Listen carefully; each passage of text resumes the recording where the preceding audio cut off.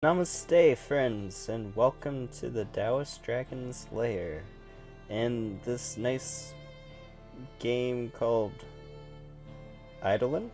Yeah, I think that's how you pronounce it, Eidolon. Eidolon. I'm not exactly sure, to be honest. It's like Eidolon.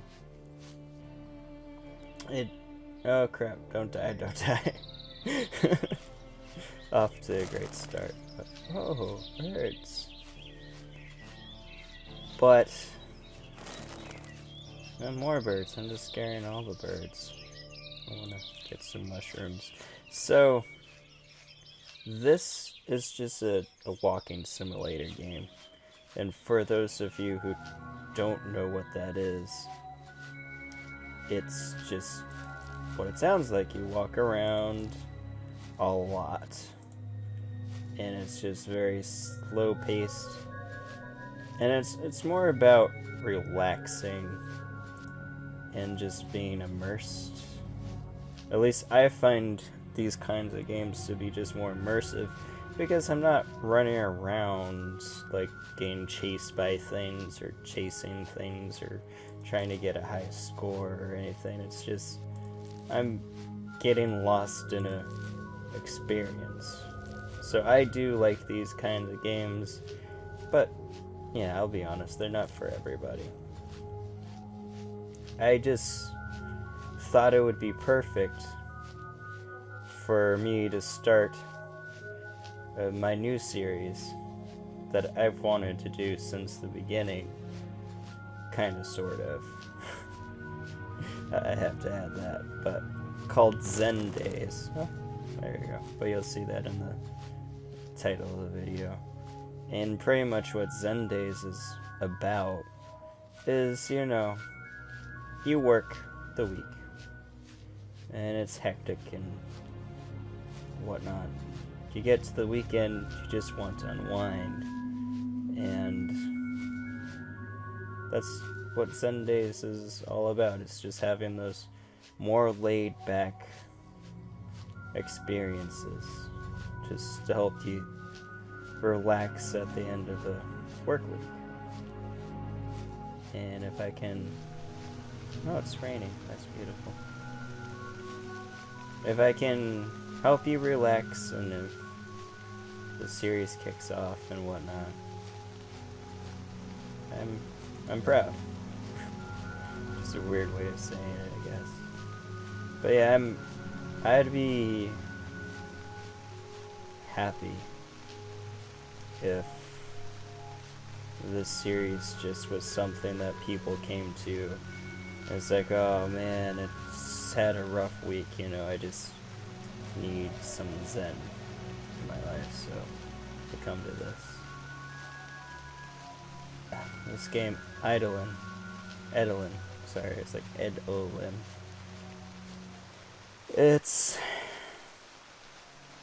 I'm totally lost there, there we go. Sort of supposed to be heading in this direction.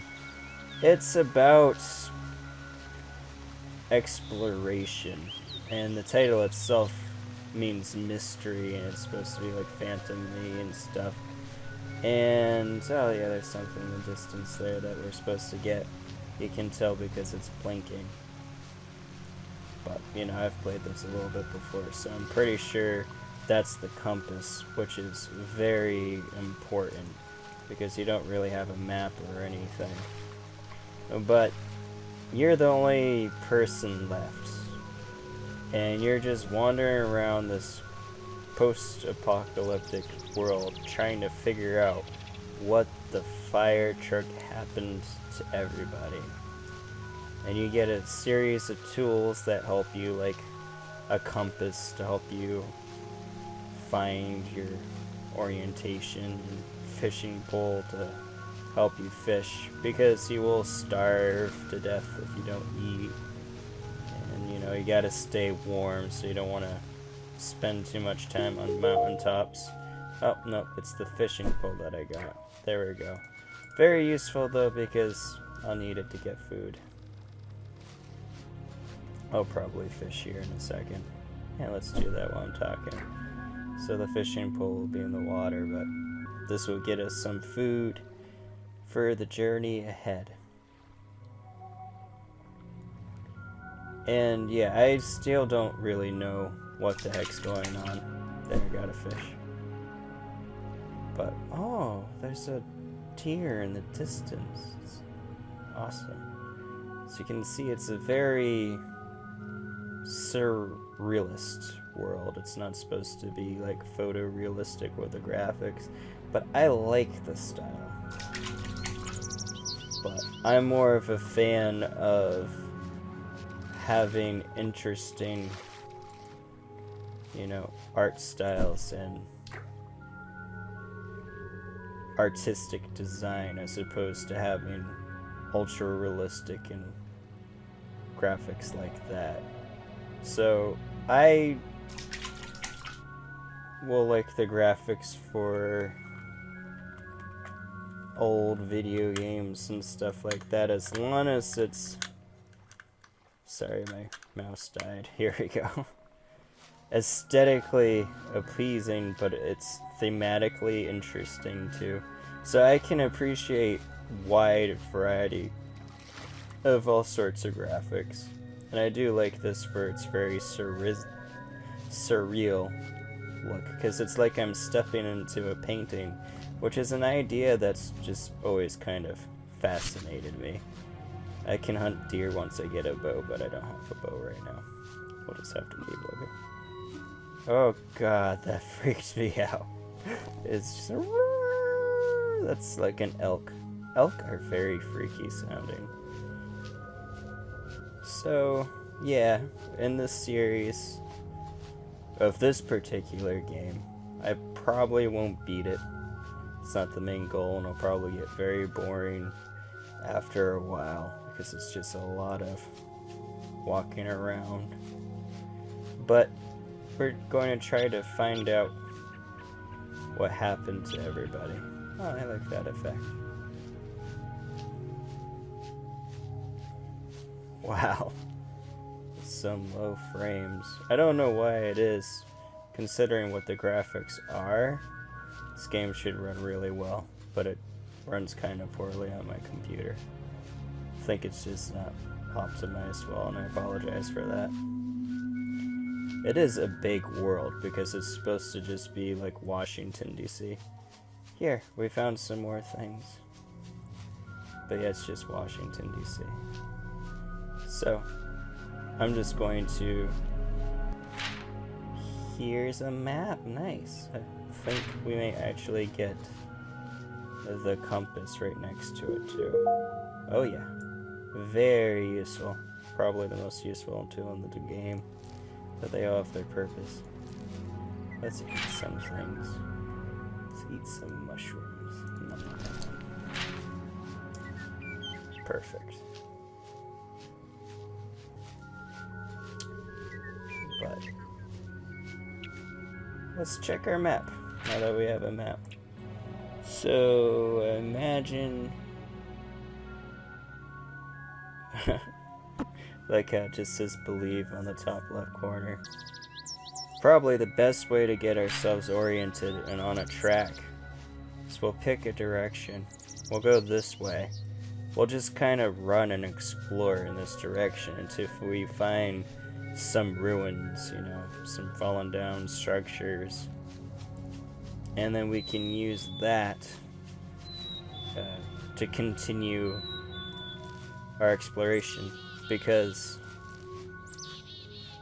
I didn't want to say exploration twice, but we can use that to further orient ourselves, because there's a mechanic that once you collect like a newspaper clipping or whatever, which is how the story's told. It's all told in diaries, magazines, newspaper clippings, you know, found artifacts. Once you find one, you can click on it, and it has a little trail that points in the direction of the next nearest piece of the story. So then you can just kind of follow those. But God, I just really love this. It's just so laid back and chill. It's beautiful. I also figure a game like this, it's not as taxing on my brain, so I can just think of other things to talk about. Particularly once we find the magazines and stuff like that, I can talk about the story and its implications and stuff like that. Because I haven't really gotten much of a chance to do that. The music went away. I don't like that. It's kind of freaky. Trees kind of change. Oh no! The frames just spiked to 0. The game shouldn't be running this bad. It really shouldn't. There's no excuse. It's not that graphically, demanding. But it's probably demanding in other ways. But really, I just think not well optimized. But then again, I always blame things on it's not optimized well. It's like, no, my computer's a beast. It should be able to handle everything. Truth is, my computer's kind of like, it's not old, but it's last generation tech. So the newest stuff doesn't run so well, but it's running most games, like from Xbox 360 era and stuff, very well. Which is probably the best computer I've ever had, because I'm in a poor family. We didn't have money for stuff like that. So it was always, we were behind. But, it hasn't, like, negatively impacted me or anything. I'm not complaining about it. I'm just saying it's just what it was. But if anything, it just made me appreciate what I do have even more. Because once I did finally get stuff, it's like, I knew what it was like to not have it, so I had something to compare it to. Oh crap, don't die. If you fall too far, you will die. Sometimes I don't take this game seriously, because it's so laid back and chill, just walking simulator. So it's like, oh yeah, I'm going to jump off this building, I'll be fine. Dead. And you have like all sorts of diseases and stuff to contend with. Which, honestly, I feel it would be better if they just got rid of that in the game. They didn't have that at all. Because it just adds for unnecessary stress, and this game is mostly chill. So it's just kind of,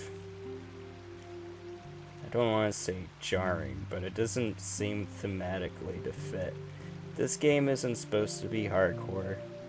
It's not like a survival simulation or anything like that. It's supposed to be, you're walking around and you're learning what happened to all these people. And that's enough to carry me. I know it's enough to carry some other people. I do, however, understand it's not enough for most people to make them interested and invested in the game. So, you need some challenge, something for people to play as a game. So they don't just give up on it because it's boring. It's not tapping their, I don't know what exactly I want to say. It's, oh, what's this tree? There goes the music.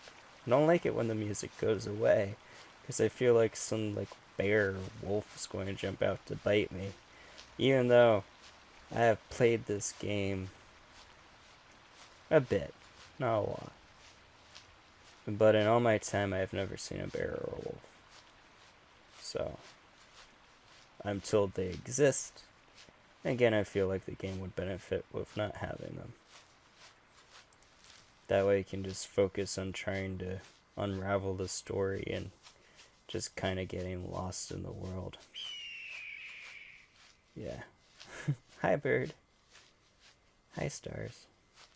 Good night, moon.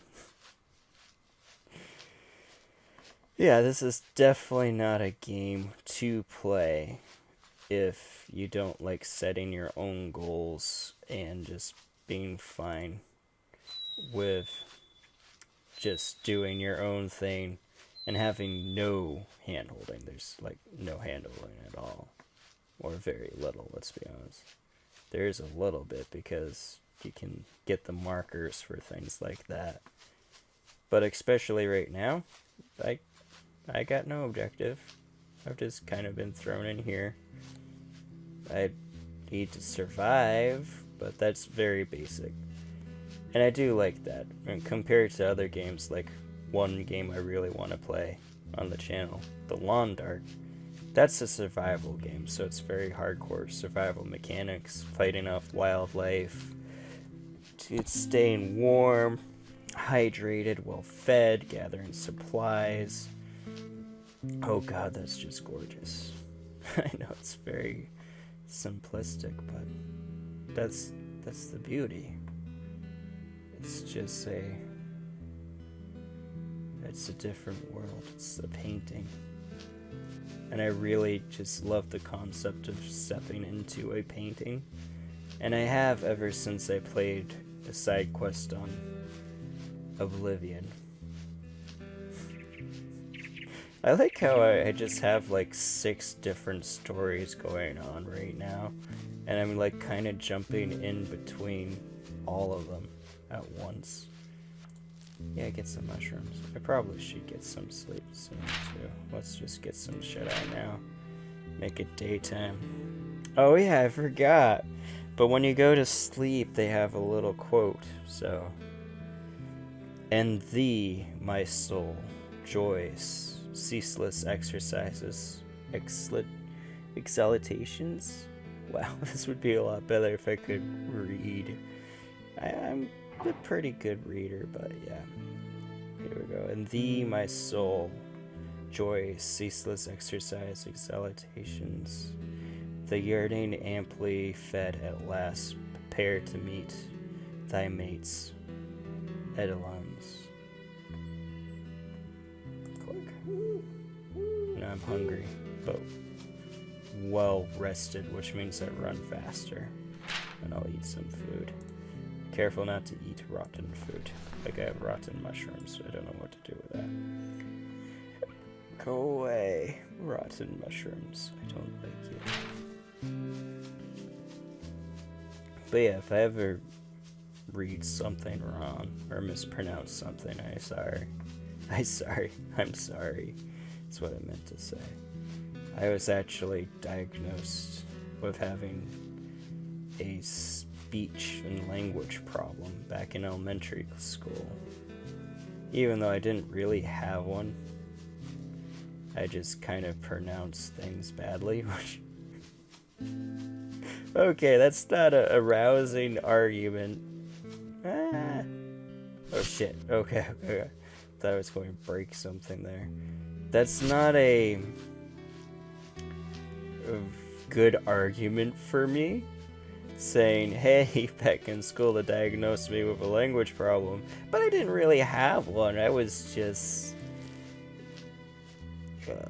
speaking badly. It's like, yeah, that's kind of what a speech problem is there, guy. You nailed it on the head.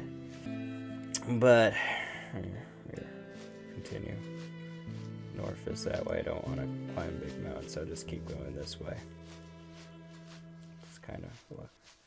But yeah, what was I saying?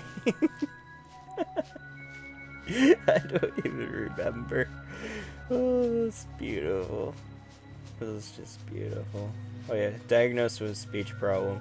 It's not really a good argument for me to say, yeah, I don't have one, I just speak badly. But yeah, so pronouncing things has sort of been difficult for me. Mostly because I try to rush to the end of a word.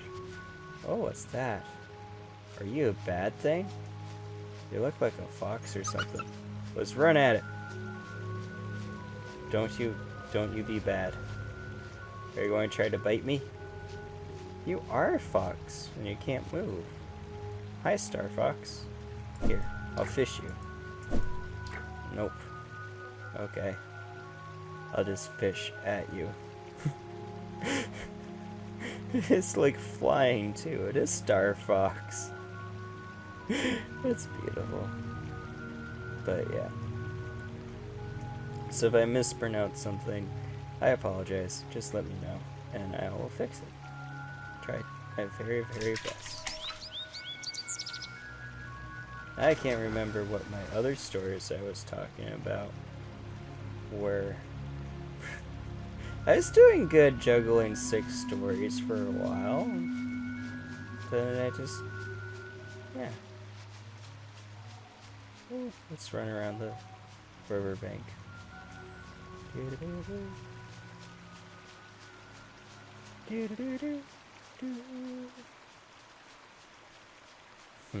don't think I'm going to end the footage here. Oh god, no frame rate drop. But yeah. I love the painting, yeah. Yeah. Okay, so... I was... Hi, birdie. Hi, birdie. I was obsessed with the idea of stepping into a painting ever since playing Oblivion, because for those of you who are not familiar with the game, there's a side quest in Oblivion that what you do is this artist has painted this like other world, and how he does his paintings, because he's like famous and renowned. So he has this painting known as the Brush of True Paint or something like that. And it actually allows him to step into the painting and paint the world as if it was real. And in his latest painting, a thief tried to steal his paintbrush, and in order to escape, jumped into the painting. The artist follows, and that's when you step in. His wife's worried because he hasn't seen her husband for a few days. And she doesn't know about the Brush of True Paint. He didn't tell anybody. So you go to the painting. It's like, oh, what's going on here? You investigate it, and then you end up getting sucked in. And you meet the artist, who tells you that he is chasing after the thief. Oh my god. What the fuck? I don't like those noises. Run! It's probably okay because that's just this game, but run! What if it's not? What if I'm being chased by something? This is scary. Oh, it's probably okay, let's be honest. But that's my point. Stuff like that happens, and it kind of creeps me out because, you know, I'm used to playing other games and just sort of being on edge. You know, you have to be alert in case some zombie just stumbles through to try to eat your brains. But that doesn't happen a lot in this game, thankfully. And it should happen less, if you ask me. I'll finish my Oblivion story first, and then I'll get into that. But, so, in Oblivion, yep, you find the artist, and he tells you about the thief who painted a bunch of trolls to make it so the artist wouldn't follow him, you know, to escape. So you have to go through the painting, fight the trolls, and then you find that the thief was killed by the trolls. And since then, hi birds, I've just been fascinated by this idea of hi birds, crows. Oh, this is a pretty good sound for crows. It sounds very real. Because it is. I mean, yeah, that's how I recorded it, but yeah, so this game really does appeal to me because it is like a painting. And I love looking at paintings and just being like, I wonder if I could just, yeah, wonder what would happen if I just stepped in this. And I have to apologize for that frame rate. It's atrocious, you know, let's try to do something about that. Let's turn this resolution down. Yeah, that may help.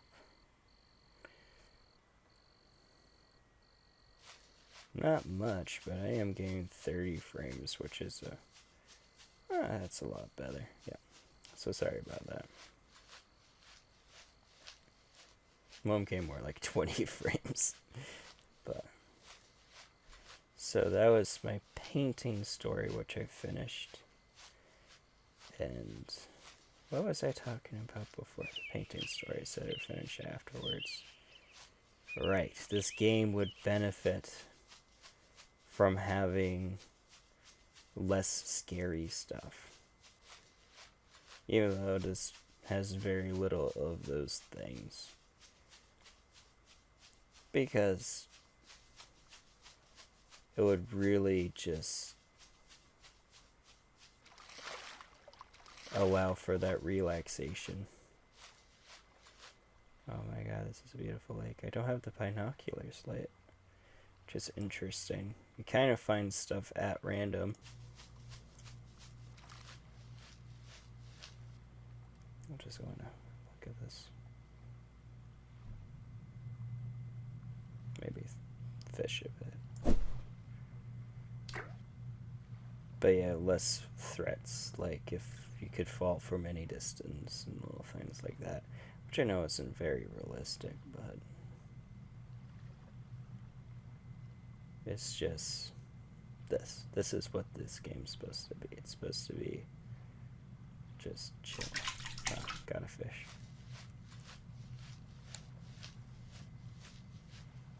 And just having things like diseases and infections and stuff. They could have cut that out. They don't need to get rid of all of it, obviously, like having food and stuff to try to survive. At the light level, the basic level, it's kind of cool, and it gives you something else to do game mechanics wise, so it's not just all running to this and that, trying to figure out the story. But I mean, that is the large focus of the game, and that's how it should be. And some of the stuff just distracts from that, so it's not in the game's interest. That's my opinion. Hi, tree. I wasn't looking where I was going. I walked into a tree. That's realistic right there. Hi, realism. Yeah. So I haven't found any bit of the story. I found only a map. I was kind of really hoping to find something before I ended this episode, but I really do feel like I'm going to end this episode soon. But yeah, I guess that's a good lesson in the nature of this game, what it is. It's like sometimes you just don't find anything for long periods of time. And especially right now, since I'm getting set up, I don't have my markers and things to help me find the stories or continue the story, because there's this game, much like my commentary this entire episode, it has a bunch of different stories going on, and that's kind of how you piece together what happened to this world. I won't say too much, we'll find it out together during the series. Yeah, so a bunch of different stories going on, and when you click on one piece of the story, it shows you the next piece. Not just like the nearest piece of any of the stories, if that makes sense. What I'm trying to say is, you click on it and it shows you the next in that chain, as opposed to showing me something from one of the other stories. Yeah, I guess that makes sense. But yeah, I'm going to end this episode here. I feel like we had a good talk, and I'm done recording for the night because I have jobs and stuff. This has been a piece of the dragon's treasure, and I hope you've enjoyed it.